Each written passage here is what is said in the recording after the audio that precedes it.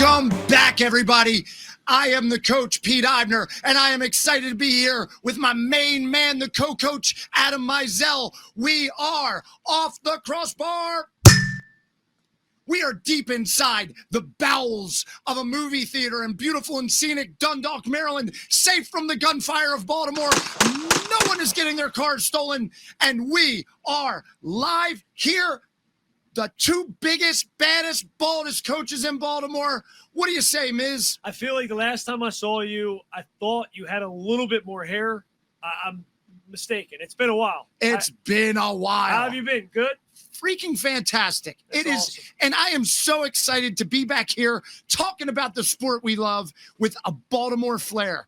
And a fellow bald guy. Fellow bald. Hey, by the way. Secret handshake. Yeah, there it is. It's hard with the headphones. Is it? I got the Sony Walkman on. You know what I mean? It's good. Hey, and we would be remiss, Miz, if we did not introduce and say hello to the super producer, Finnegan O'Goonigan. I have a different last name every week. This is great. We love to have Finny back. What's up, guys? Finny is on the wheels of steel working the ones and the twos for you, and yous. So, Miz, what do we got cooking today? Well, I'll tell you what. I love the movies. You know what I mean? Does everybody love the movies? I love it. By the way, working in a movie theater is not bad. I have not been to a movie. What does it cost now? What are we talking? I don't know. Finny, do we know? About 15. 15 bucks. Does that include a funnel cake? No funnel cakes included. What about jujubes? They sell jujubes? We could work something out. All right. Yeah, but have you seen the size of the buckets of popcorn they sell? I have not. You could smuggle people into the country in these boxes. Well, I'm not kidding. I think Pee Wee Herman preferred the smaller box. Yeah, perhaps. Maybe. I don't know. Maybe not. You know. But how you been? Everything's good in your world. Let's go. Yeah, man. You got the Man United Cantona jersey. Cantona. Was he not the best player of all time? I mean, he was one of the most entertaining. Let's say that. For your entertainment dollar, if you can do better than Eric Cantona, let me know who it is. Kicking flags when he scores, kicking fans that root against him, scoring unbelievable goals, chasing people down, tackling hard, and then he's magic on the ball. It's entertainment plus, isn't it? I mean, every time you just never knew what he was going to do, right? And then he had those commercials in the early 2000s. Play beautiful, my friends. He was I don't remember if he was like the spokesperson or he was like the main like marketing figurehead for the World Cup. It was like, I think it was 98, wasn't it? I think it was 2002. It could have been. And it might even been 2006, but it was Nike had a commercial and it was called Yoga Bonito. That's it. And they would have like the Brazilian national team playing soccer through the airport. Yep. And they had the song ba do de ba do do uba uba uba. And then that's exactly how it went, by the way. It doesn't in Brazil. That's all you have to do to be a musician, by the way. If you've ever heard the music of Brazil, it's the same thing. Yeah, every salsa. Song. And some guy going uba uba uba. Yeah, so, I remember that. And I remember at the end he would say, like the beautiful game or whatever. Yeah, you know, play beautiful, my friends. Yeah, but no, it was great. I love him. It's awesome. So, you want to get to a quick question? Go, lay it on me, Miz. All right, it's a great time of year in Baltimore. It's hot, it's humid. You know, your body, the fluids in your body change a little bit, right? So this time of year, I get a little nasally depending on the weather, the winds, the pollen. I get, more allergies. I got to spit a little bit more, and sometimes I got to clean out the system. When I do it, it's loud, it's obnoxious, it's gross. But I always wondered this, and I want your take on it. There are two ways that you can go, like with calling it what it is. Are you a hawker or are you a loogie guy? I thought they were one and the same. I thought you hawked a loogie. I thought the hawk was the sound, the actually coughing up, and then the loogie was the substance that came at the end, like the all the mucus that comes up. So I learned it, and maybe incorrectly, I don't know. We'll have to check with Finnegan O'Goonigan to see what the actual call is. But I thought it was all one thing, hawking a loogie. Okay, I've always oh, that's a hawker or what a loogie. You know what I mean? Yeah, I've heard them both, but I think it's all together. It's one. It's the hawking is the, and the loogie is the the spit. Finnegan? You're both wrong. Hawking, of course, from the Celtic, meaning to spit, and loogie from the Latin, meaning nasal drainage. There we go. We have it. I mean, it's unbelievable. I'm not sure if anything I said is true or not, but it did sound pretty cool. I believe in Latin it was lugus. Lugus, correct. We had new digs. We got built-in AI. I mean, it's unbelievable. It's unbelievable. So, Coach, it's a great time that we're getting back together. We just finished up a Gold Cup. Yes, we did. Did you watch the final? I did watch the final. What did you think? Well, let's go into this. I've heard a lot of people bashing the U.S. for losing to Mexico. I'm going to say this. Given the team that they brought, meaning the U.S. brought, getting to the finals of the Gold Cup, probably a tall order anyway. And they battled. I think they played, when they got up 1-0, they played not to lose. And unfortunately, you know, as a coach, when you play not to lose, you're going to lose. Yeah, I'm with you. I believe that getting there was an accomplishment with the roster we had, the talent level. I just was disappointed in how we lost. And what I mean by that is exactly what you said. We start off, we get an early goal. It's almost like I'm thinking to myself, you know, it's too good to be true, right? Something's bound to happen because who gets a 1-goal lead in a final like this against Mexico and especially U.S. and so forth and so on. So I'm at the point where I'm like, this is too good to be true. Something's itchy going to happen, whatever. And then so we give up a goal, way too much defending. When you defend that long against a team of that quality, you're going to crack, you're going to break. Some ball's going to bounce and hit someone in the elbow, spleen, whatever. It's going to go in. That's just probability, right? And as the game wore on, I'm like, okay, 1-1. And as it went on, you're thinking, okay, well, they're the better team, right? Just by means of possession, chances, so forth, so on. Yeah, for sure. We would generate a little something here and there. Never really got anything cooking per se. But then we give up the second goal. And now you're like, okay, so you got to come out. You got to get stretched forward. You got to take risks. You got to send numbers. You have to attack. You're forced to attack. And I just felt like I'm looking at the clock. We're down 2-1. There might have been 5 minutes left before the stoppage. We're knocking balls sideways in the back. Yeah. And we weren't even at midfield. I'm like, what are we doing here? So did you think we just no urgency or? I agree. And I think, I'm not obviously in their locker room, so you don't know what is said. Sure. But I feel like they were willing to accept a 2-1 and not make it worse. Where, my coach in college was Pete Caringi, and if we were down, his attitude was, there's no difference in losing 2-1 and 5-1, so let's get numbers forward and try and make it 2-2. And I would have loved to seen that. But the truth is, it should have never been 2-1 to begin with. There were like 3 or 4 moments in the game where U.S. could have put their stamp on it, and they didn't. And the first one that comes to mind for me, we're like right in the end of the first half. Ball gets played in the box. 1-on-1, clear foul in the box. Not called. USA still maintains possession. Guy takes it to the end line. Another foul in the box. No call. Then it gets served into the box. It's kind of like a sloppy play. I think Berhalter brings it in. It deflects off somebody, goes to Luna, and he's at the top of the box. No one around him, and he puts it into like the 5th or 6th row of the stands. He hit it, just way overhit it. He panicked. Yeah, and those kind of moments, first of all, we'll get to this in a second, but if you're going to call the penalty at the end of the game, you had to call these two. You had to. They were roughly the same foul. Yeah, and you're always going to have that. You're always going to have the missed calls. And honestly, if I'm a referee or a coach in that game, unless it's something so egregious, I don't want you making a game-changing call, right? If a guy rubs a dude a little bit in the box or whatever, I know the old adage is if it's a foul at midfield, it's a foul in the box, it's a penalty. I get it. But the penalty has a higher stake. You know what I mean? Like you can call a foul at midfield. They got to still go 50, 60 yards to get in the box. But I feel like I'm okay with the referees letting stuff go. Hey, guys, you're going to settle it on the field. There's going to be none of this. Hey, you get the PK now. And then because what happens is this, and you've seen it a million times, say you get a PK and the call's questionable. Now, every time the other team's in the box, they're looking for it. No, you get this. You get this. Hold on. You ready? Hey! Oh, yeah, exactly. You get that. Yeah. Can you do that again?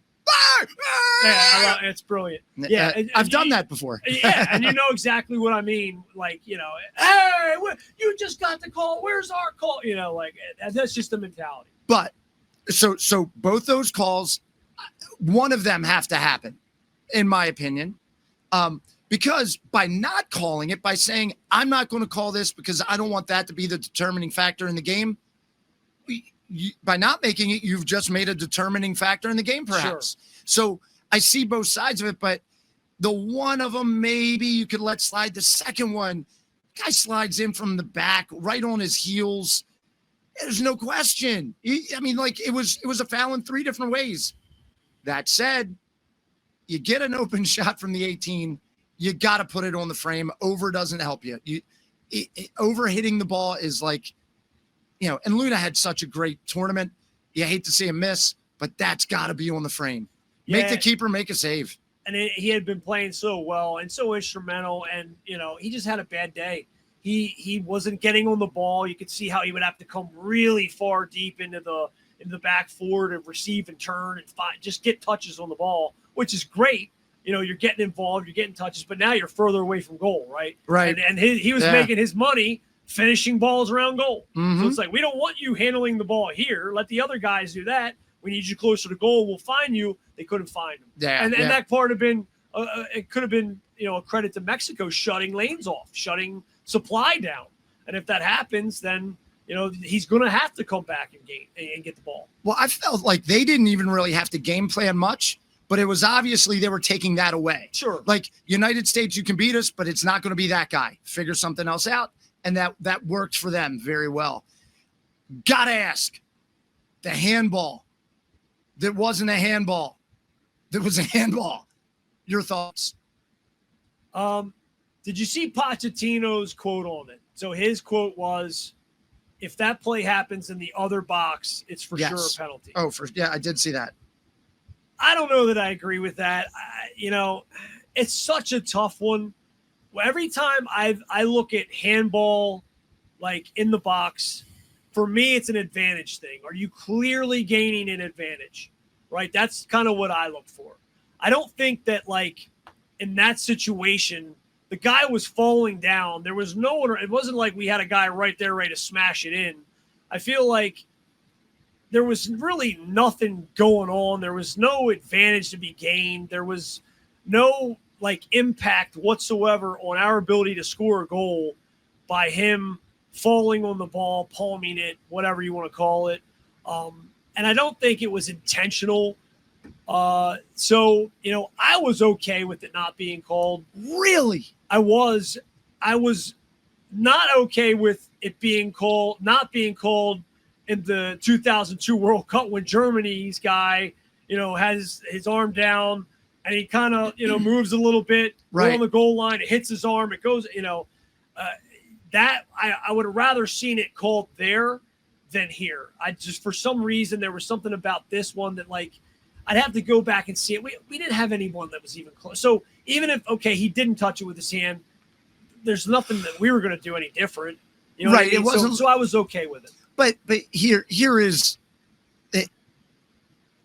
It's an unintentional handball. You remember when that used to be thing, the unintentional, and then they kind of scrapped that, right?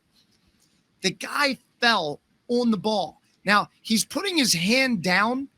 He put his hand on a moving ball. He stopped the ball. Agree. As he's getting up, he pushes the ball in the direction that he's going to play. So now he's used his hand to affect the path of the ball. Whether there's a U.S. player around it or not, I don't care.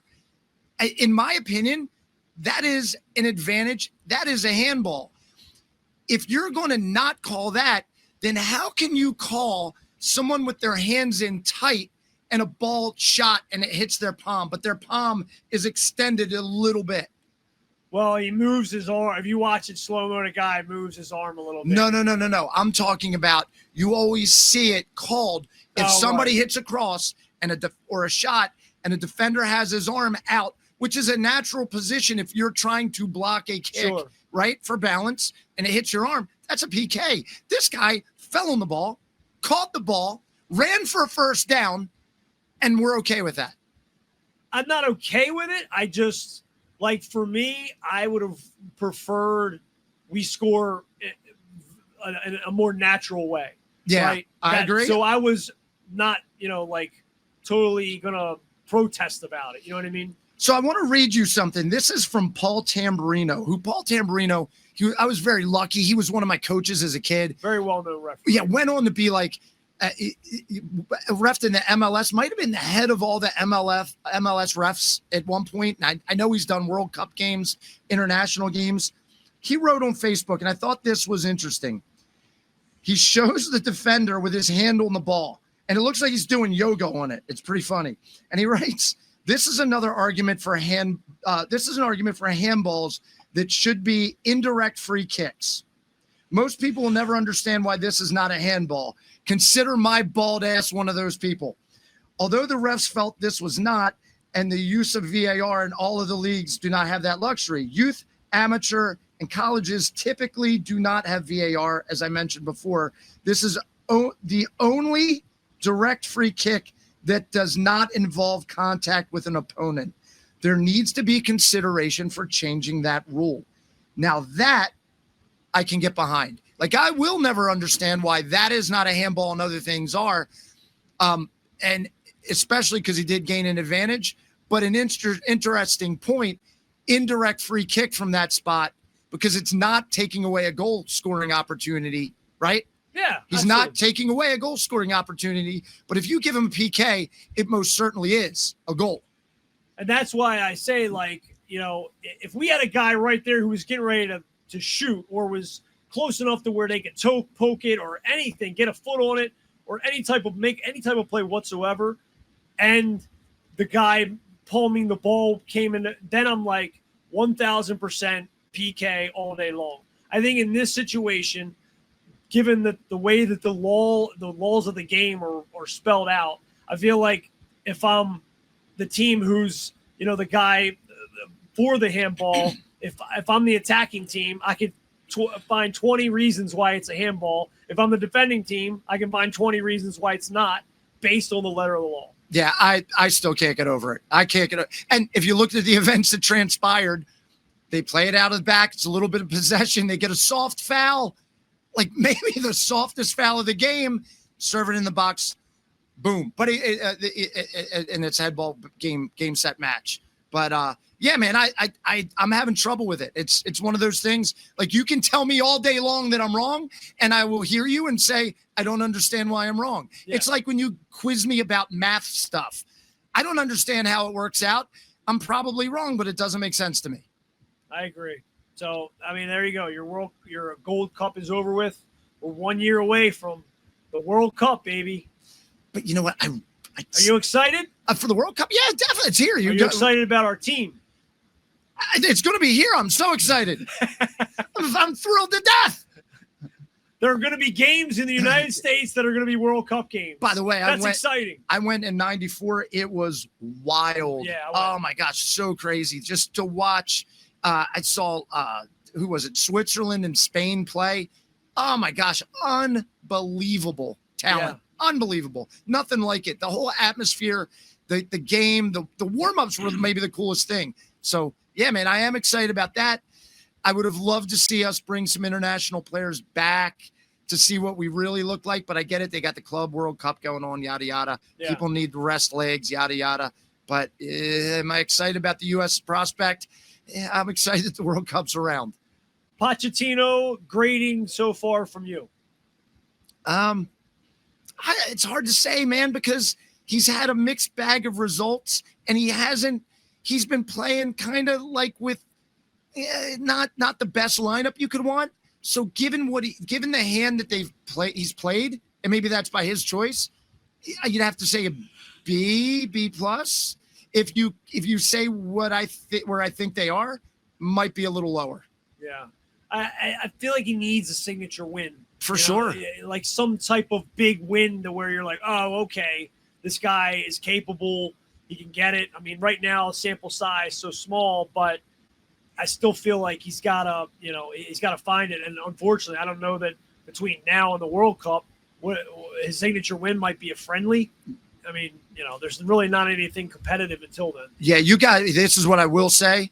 They better get their best in camp quick, because what they put on is not going to hold up against the best in the world, brother. That's going to be a rough run. It's going to be a struggle. Yeah, it'll look like before 94. Hey, guys, this is a question for the both of you. Did you see, or either one of you notice, like a change in style this last game? I felt like when we did have ball early in the game, we saw a little more free form. I thought up top, it wasn't so regimented. Do you think that he's allowing those forwards to have a little bit of character? I think Luna is the first guy I've seen in a long time that plays sort of like a European forward. He wants the ball. He's flashy. He likes the attention. And I think that could be a stimulus for the team going forward. Your thoughts? Dude, is he not the best producer? Finney, the best producer in the country. Like, show me another producer that'll talk soccer like that. You can't do it. You can't do it, miss. I'm texting the U.S. national team right now. We got to get this guy involved. No, Phineas, I agree wholeheartedly. I think he does let go of the reins a little bit, but I would like to know whether it was his call to lay back and defend, or if that's just the way the game went and guys are young and not that experienced, and it's just kind of what happened. Yeah. But that's the thing. I would like to see if that was by design. But yeah, I think they flow. I think there's more positives than negatives. Yeah, I felt like Adjubang up top. He's like a specimen, right? Oh my gosh. Just scary, dangerous guy. And I feel like you're just waiting for that minute for him to cut loose. And he did. He got loose to one guy and they took him out, which was very smart defending by Mexico, by the way. Not that he would have scored, because I feel like he needs more than one look per game, but he was in. I mean, he got the ball turned on him, pushed it up the field, was able to just take off. But Luna and that, I don't know if it was a design thing for him he was checking all the way back to get the ball from the back. Yeah. And I don't know but look, they kept him on for a certain amount and then finally took him off. So I don't know if it was like, hey, look, we want you to get on the ball by any means necessary, or, dude, what are you doing? You need to stay high and stop getting impatient. We'll find you eventually. Yeah, and my experience with strikers, a lot of them, if they're not touching the ball, they will do whatever they can to find it, including dropping back into the midfield, which doesn't help you. Who wants to sit up there and make runs and never get the ball, right? I mean, that's boring. Totally get it. Yeah, so I understand that. But, yeah, so I think, without us being in the locker room, but I think you're right. I mean, there was definitely a difference to how I feel like we played later in the game versus how we played early in the game. And then I just feel like toward the end, we had no urgency. I was just like, come on, get the ball. Like, just put numbers in the box and just keep hammering balls in the box.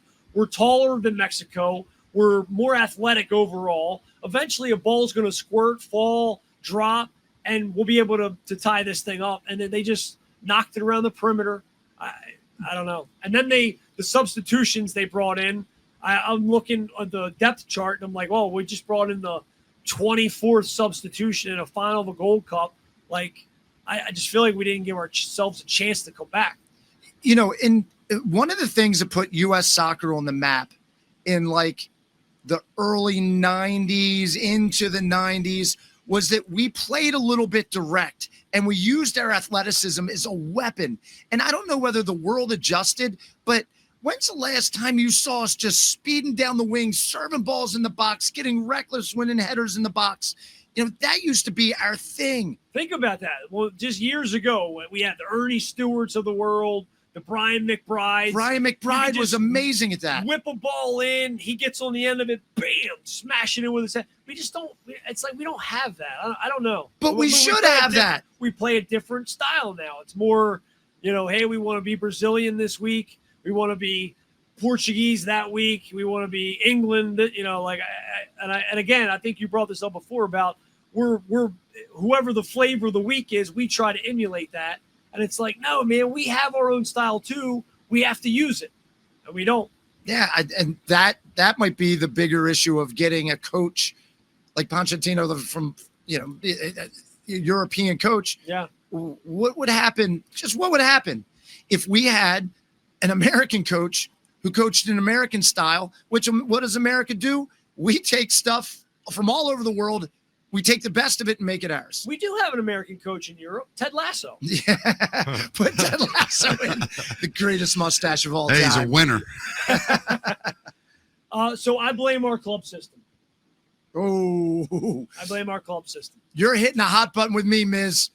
Because I will tell you right now, the club system, and I'm not going to speak nationally because I don't reside in every state in the union. But I'll say in Baltimore, the club system is awful. It's talent-wise, fantastic. But the culture, awful. It is not about the kids, and that hurts me. Why is it about the kids? What is it that you don't like? Okay, this is what I don't like about it. The clubs are there. My view I used to run a club. I've coached tons of teams. My club was there to serve the kids and the families, to give them the experience within soccer, to give them the tools for life so that they could go on. Now, we also want them to become really good soccer players so they could play high school, college, and beyond if they're good enough, right? Those are two objectives.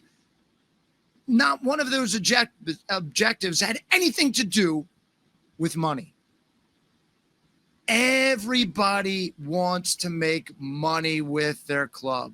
And it's insane what these parents are paying.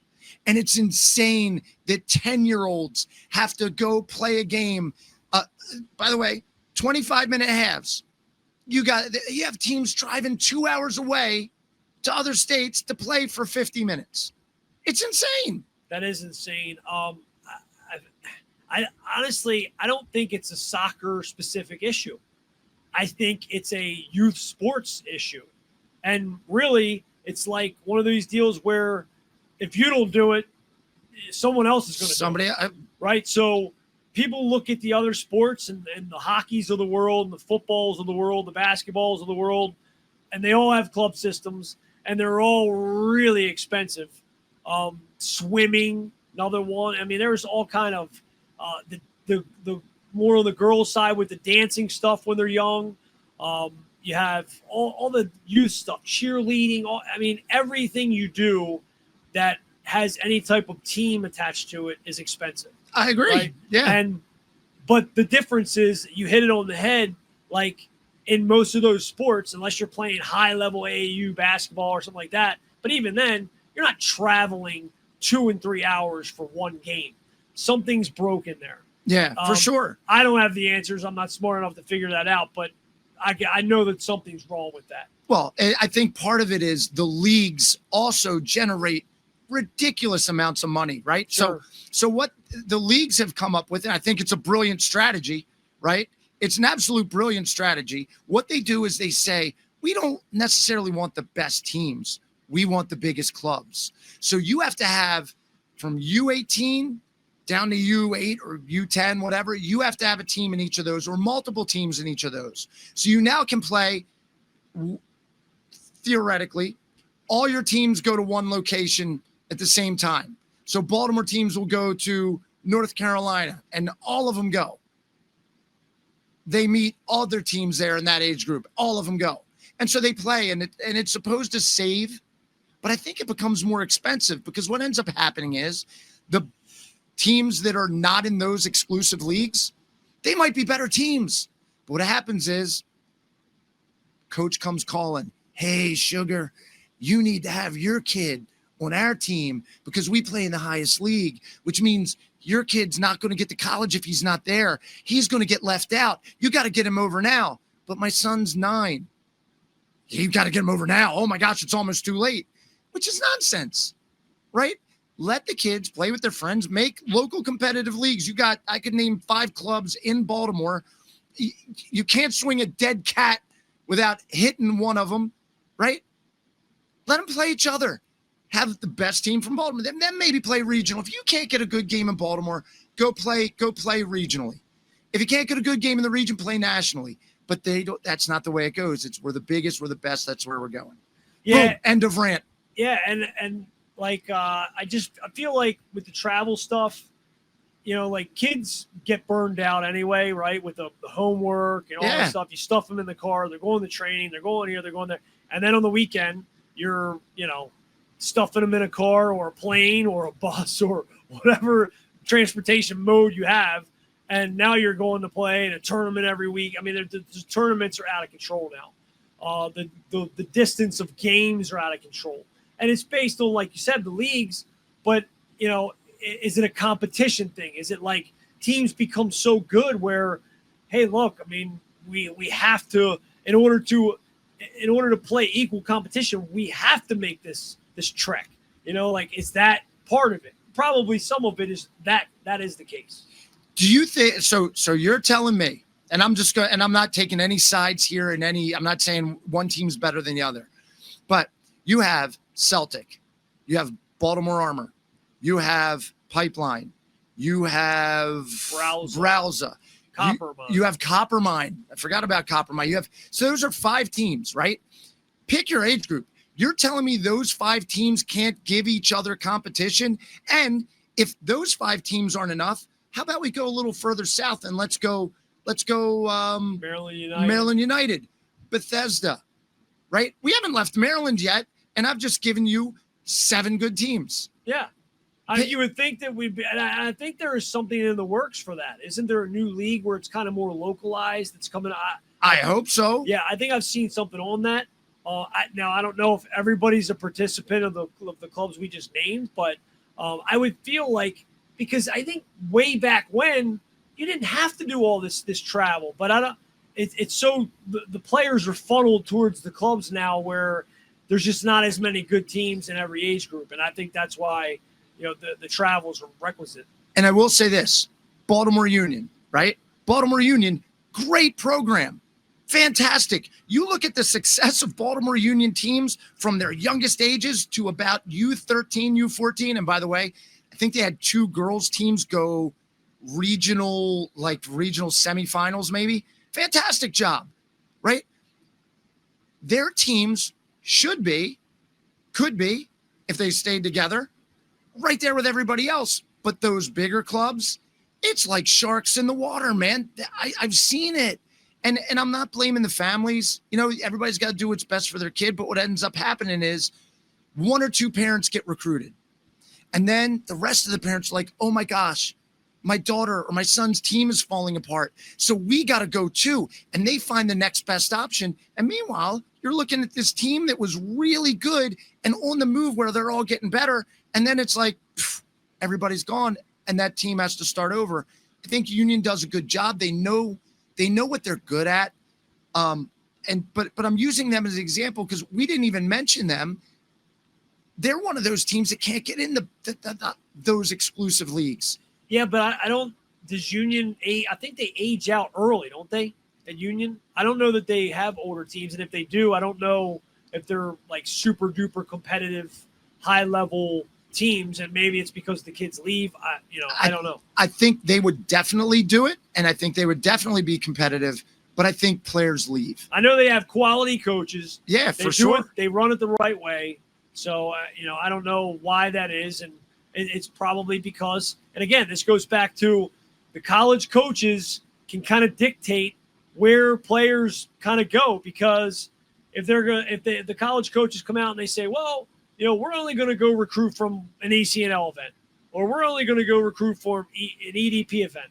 Now the parent who wants their kid recruited for college is like, well, my kid either has to be on an ECNL team, an MLS Next team, or an EDP team or whatever it is that the college coaches say they're coming to. And here is my question. How does that best serve the player? It doesn't. It best serves the club. And that is my point. And the money drives it, from the leagues to the clubs to the coaches. And I feel awful for some of the players, because you'll always hear the buzzword of development, but when it comes to putting your money on the table, that's not what it's about. And that's sad. And a lot of the coaches that are involved in these clubs, they take it serious. They take development serious. For sure. They're doing the homework behind the scenes to craft good sessions and all that. So I think it's something that society has just created, and everyone else is just kind of playing ball. You know what I mean? Like, oh, this is how it is, so this is what we have to do, because, again, if we don't do it, someone else is going to come in and do it. Yeah, for sure. I look, that's what's happening. But listen, that's my conscience. I understand it, but that doesn't help the American soccer player at all. Hey, one thing that does help the American soccer player real quick, we're going to check out this video from Mike Pistorio at New Vision Soccer Academy. All right, we're going to watch this video. He has this segment called Change My Mind. So here we go. Phineas. Yes. Hit it. Hey, soccer people. Coach Mike here with New Vision Soccer Academy. I wanted to share some thoughts on a coaching instruction that I believe is detrimental to youth soccer development. Teaching kids to dribble as fast as they can. I know this might sound counterintuitive, so please hear me out. Consider the U.S. men's national team. We often see that our players possess superior speed, strength, and endurance compared to our opponents. Yet we also frequently observe that our teams are technically outmatched. This begs the question, why?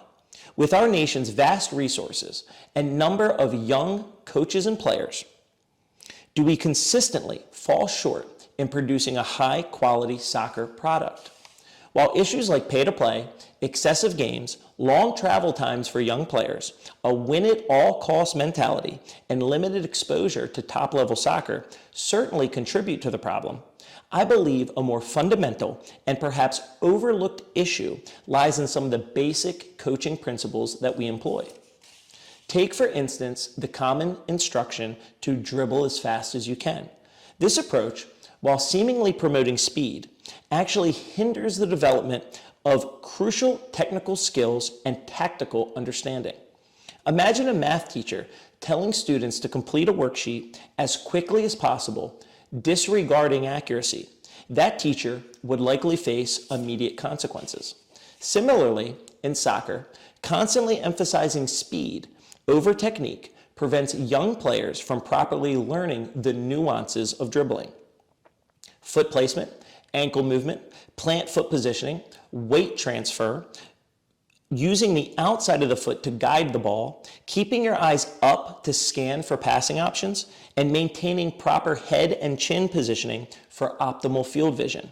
Can we honestly expect children to master these intricate details while focusing solely on speed? Beyond the technical deficiencies, this emphasis on fast dribbling distorts a player's understanding of the game itself. On the first day of training, I often ask my players, regardless of their level, who is the quarterback of the soccer team? After some initial confusion, I explain it is whoever has the ball.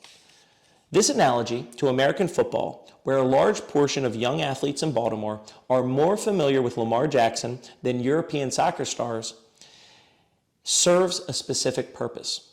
Lamar Jackson, while undeniably fast, doesn't utilize his speed constantly. Instead, he is often relaxed, choosing opportune moments to accelerate.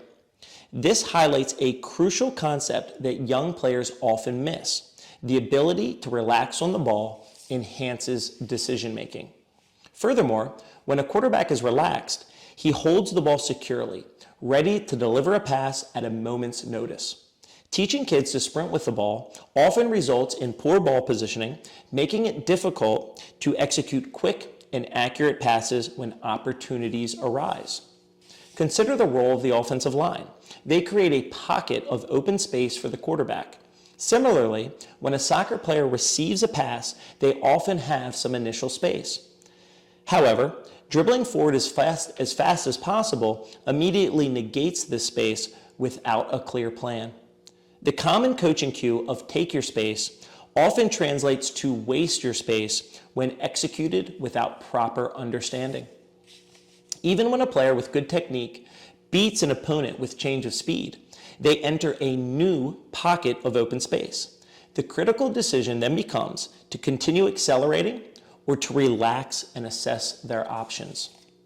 In soccer, unlike football, we don't have teammates physically blocking us open to maintain our open space. Therefore, that moment of possession in open space is crucial for making dangerous plays. We shouldn't be teaching players to simply squander it through uncontrolled speed dribbling. While broader issues like the cost of play are important, even making soccer free wouldn't solve the problem if a significant number of coaches continue to promote this counterproductive approach to dribbling. This is my prove me wrong rant. I genuinely believe that American soccer needs an in-depth discussion about the fundamental principles of the game. I am open to having my perspective challenged. If you have thoughts on this topic or disagree with my viewpoint, feel free to leave a comment or send me an email. I am willing to feature and respond to emails that present compelling counter-argument. Thank you for engaging with this first Prove Me Wrong rant. Ms. Mike Pistorio. I mean, you were just talking about development. It's incredible. Look at the timing. This guy comes in the show right when you're talking about development. It's like we had a producer that planned it. Like a structure, a framework, and it's the timing impeccable. I'm blown away. So, dribbling, right? You're teaching a kid to dribble. Your thoughts? Do you teach them fast or you teach them slow first? First, you want to start with just the right hand. Oh, you mean soccer? Okay. So, come on, Miz. Yeah, it's slow, then repetition. Increase the speed. Your body and your brain does it automatically. Yeah, I think Mike's got a great point, but I do also think while you should teach technique, and let the speed build naturally, it doesn't hurt every once in a while to say push it. And if you mess up, nobody cares. You're training. Push it. You're supposed to make mistakes at training. Absolutely. You're going to make mistakes in the game. You're supposed to make mistakes at training, and therefore you hope that the amount of mistakes get fewer and fewer at training. And then when you play in the game, the mistakes go way down, right? So you're minimizing all the mistakes. Hey, Miz, I hate to do this, but I just saw Lilo and Stitch is starting in 5 minutes. And it's Lilo and Stitch 2. Is it? Electric Boogaloo. I better go see 1. Yeah. When I came in, they were playing The Dark Knight. The Dark Knight? Yeah. Like the first one? With Bane, yeah. That was The Dark Knight Rises, wasn't it? Yeah. That's a great one. 1, 2, all of them. Bane, whatever one Bane's in. That's my favorite one. People of Gotham, welcome to your liberation. Mine's like this. You feel darkness is your ally. I was born in it, molded by it. I'm not an impression guy. In that movie, Batman's always like, "Where's the man?" I can't understand what you're saying. Please enunciate your words. Where's the man? I love how they could just voice over. I mean, was he really talking in those scenes? What it had to be voiceover, right? No, I think they locked him up in a mask. I think it was him. And he was really talking in the movie. I always thought it was like he had the thing on, so you couldn't. Well, it sounds like he's being smothered with a pillow, so I think they did it with the mask. I would love to see that guy as a soccer coach. Today, we're going to play a 4-3-3. We don't play the ball backwards. We're Man United. The kids are loafing all over the field. Excuse me, assistant, round them up for justice. Look, they take a kid and they walk him out on the ice. That's it. We're out of here. Next one. We're off the crossbar. Later.